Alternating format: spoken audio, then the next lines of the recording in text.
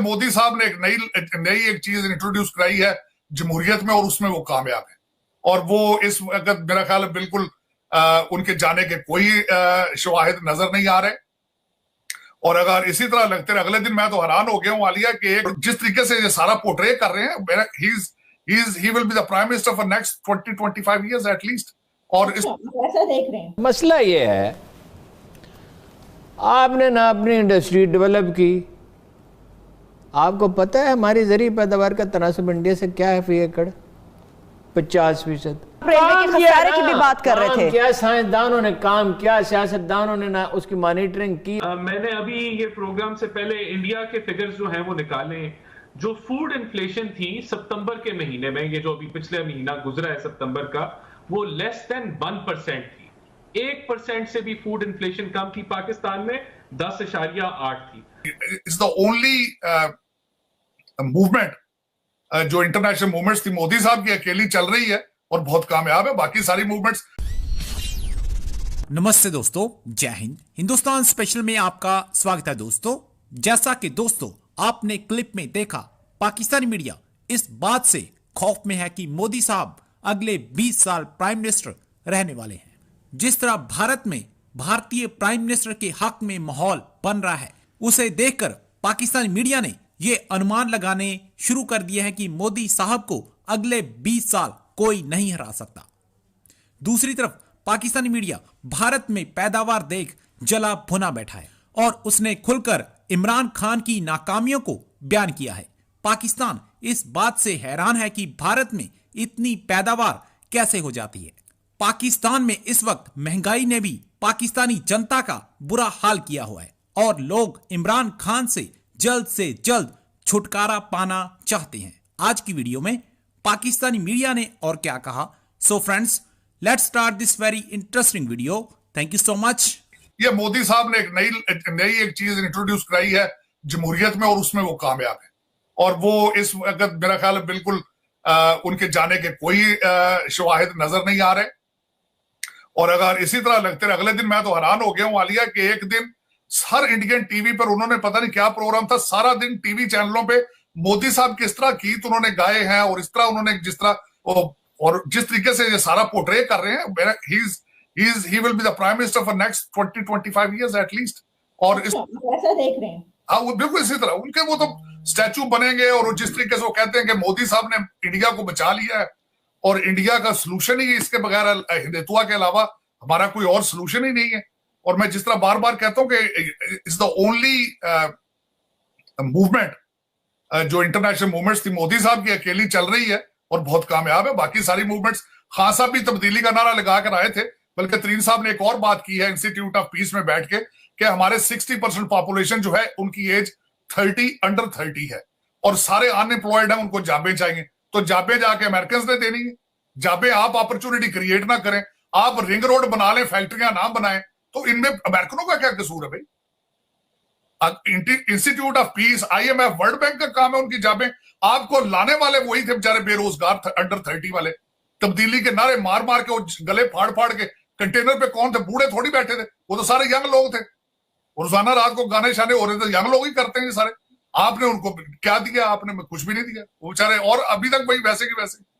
अब इस वक्त अगर हालात ये चल रहे हैं, कहते हैं आज अगर इलेक्शन पंजाब में हो या पाकिस्तान में हो तो PTS नून लीग आपको बुरे तरीके से स्वीप करेगी। और इन हालात में शौकत तरीन साहब को चाहिए था कि पहले अंदर पॉलिटिकल स्टेबिलिटी होती, पहले कुछ आपके अंदर कुछ अमन होता, तो फिर आके आप IMF से बात करते। अब आप IMF की जगह बैठे हो तो आपको पैसे देंगे जो आपकी इतनी बड़ी पॉलिटिकल स्टेबिलिटी हो, लोगों को पता ही ना हो कि आप किस डायरेक्शन में जा रहे हैं। आप जो है वो आपकी गवर्नमेंट जो खत्म होने वाली है, आगे लोग कौन आएंगे, उनके साथ डील क्या किया जाएगा, डॉलर 200 रुपए का होगा, डॉलर 300 रुपए का होगा, तो IMF और वर्ल्ड बैंक किस तरह आपको पैसे दे? भी क्वेश्चन मार्क है मेरा। और यही बिल्कुल शौकत तरीन साहब आए हैं अपने 3-4 लोग, क्योंकि यही रहे हैं सिटी बैंक में सारी जिंदगी, आए हैं अपने दोस्तों यारों से मिले जो पुराने दोस्त हैं, जाती दफा शॉपिंग करेंगे, खाने वाने खाएंगे तो चले जाएंगे। लेकिन असल में बात यह है कि अगर आपका बैक होम, आपका पाकिस्तान स्टेबल ना हो तो IMF को क्या कन्विंस करेंगे आप वर्ल्ड बैंक को क्या कन्विंस करेंगे? क्या बताएंगे कि हमें पैसे दो और हमारे बैक हालात ये हैं कि हमें पता नहीं हमारी गवर्नमेंट आज है या अगले हफ्ते है या नहीं। तो इन हालात में मेरा अफसोस इस बात पे ही होता है कि पाकिस्तान को इस बुरे तरीके से मिसमैनेज किया जा रहा है, जिसकी मैं समझता हूं कि मिसाल माजी, मैं कहता हूं माजी को भी ये ऊपर कर गए। पाकिस्तान पहुंच नहीं रहे हैं, या पहुंचते हैं तो फौरन ड्रेन हो जाते हैं। ये आपसे करप्शन का सिलसिला रुक नहीं रहा, लेकिन आप चाहते हैं कि दुनिया अफगानिस्तान को भी बचाए और आपको भी बचाए, लेकिन आप अपने आप को खुद नहीं बचाना चाहते तो दुनिया किस तरह बचाए आप? मेरा क्वेश्चन मार्क यही है। और इसी तरीके से शौकत तरीन साहब यहाँ पे आए हैं और अपनी टीम को लेकर आए हैं, लेकिन बजाहिर इसी तरह लगता है शायद वेकेशन पर आए हैं। इनको चाहिए था ये पैसे बचाते और ये विजुअल मीटिंग करते, और IMF ने और वर्ल्ड बैंक ने अपनी शराइत के बगैर आपको कुछ भी नहीं देना। और इसी तरीके से अफगानिस्तान पे हालात ये हैं कि $1.2 बिलियन जो कमिट किया यूरोपियन यूनियन ने, उनको एतमाद नहीं है अफगानिस्तान पे। उन्होंने कहा हम कैश आपके हाथ में नहीं देंगे, ये इंफ्रास्ट्रक्चर एड नहीं है, ये सिर्फ इंसानी हकूक ह्यूमन राइट्स के लिए एड है, और हमारे जाके लोग खुद देंगे। आपकी स्टेबिलिटी की हालत ये है। आपके इंटरनल हालात ये है कि PIA ने फ्लाइट जाना बंद कर दी काबुल में, और आपके कंट्री हेड जो PIA का था उसको तालिबान ने एक दिन रख के उस पर तशद्दुद करते रहे हैं, और वो उसको एक्यूज करते रहे कि तुम लोगों से पैसे ले लेकर उनको भगा रहे हो यहां से।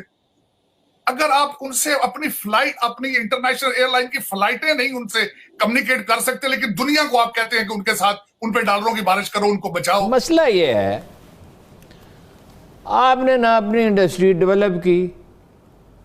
आपको पता है हमारी ज़रूरी पैदावार का तनासब इंडिया से क्या है फी एकड़? 50%। 47 में इसका बरक्स था, हम उनको बीट कर रहे थे, उनसे कुछ ज़्यादा था। ठीक। पाकिस्तान में आपको मालूम है दुनिया का सबसे बड़ा नहरी निज़ाम पूरे रूए अर्ज पे पाकिस्तान में है। अब जब आप उसमें कोई रिसर्च ही नहीं करें, कल इमरान खान ने उसका जिक्र किया, कभी रिसर्च की ही नहीं, अच्छे बीज बनाए ही नहीं। कपास की आपकी ये हालत होगी, आपकी सबसे बड़ी इंडस्ट्री तो टेक्सटाइल की है कि आप कपास बाहर से मंगवा रहे थे। भाई आप IMF के पास क्यों जाते हैं? नवाज शरीफ से पहले दिन गए थे, यानी आते ही चंद दिनों में। वैसे इसलिए कि वो इंटरनेशनल सर्टिफिकेशन है किसी मुल्क की माशी सूरत हाल की, उसके बगैर ना वर्ल्ड बैंक आपको पैसे देगा, न एशियाई तरक्याती बैंक आपको। अच्छा कि चीन नहीं देगा? अच्छा, चीन अब ML1 में रिलेक्टेंट है ना कि भाई आप पैसे वापस कैसे करेंगे? जब आपकी आप मुगलों की तरह रह रहे हैं, जेवरात से लदी फंदी औरतें, 4-4 कनाल के मकान, और ये कोरोना से पहले छुट्टियां मनाने के लिए मुल्क से बाहर जाते थे। बच्चों की फीसें 40,000 रुपए, एक बच्चे की फीस 60,000, 1 लाख रुपए कर्ज लेते जा रहे हैं। और मोटरवेज, इंडिया में कौन सी मोटरवेज हैं जी? रेलवे के खसारे की भी बात कर रहे थे। क्या साइंसदानों ने काम किया, सियासतदानों ने ना उसकी मॉनिटरिंग की। बहुत ज्यादा हो रही है, ये गलत है। मैंने अभी ये प्रोग्राम से पहले इंडिया के फिगर्स जो हैं वो निकाले। जो फूड इन्फ्लेशन थी सितंबर के महीने में, ये जो अभी पिछले महीना गुजरा है सितंबर का, वो लेस देन 1% थी। 1% से भी फूड इन्फ्लेशन कम थी पाकिस्तान में, 10.8 थी।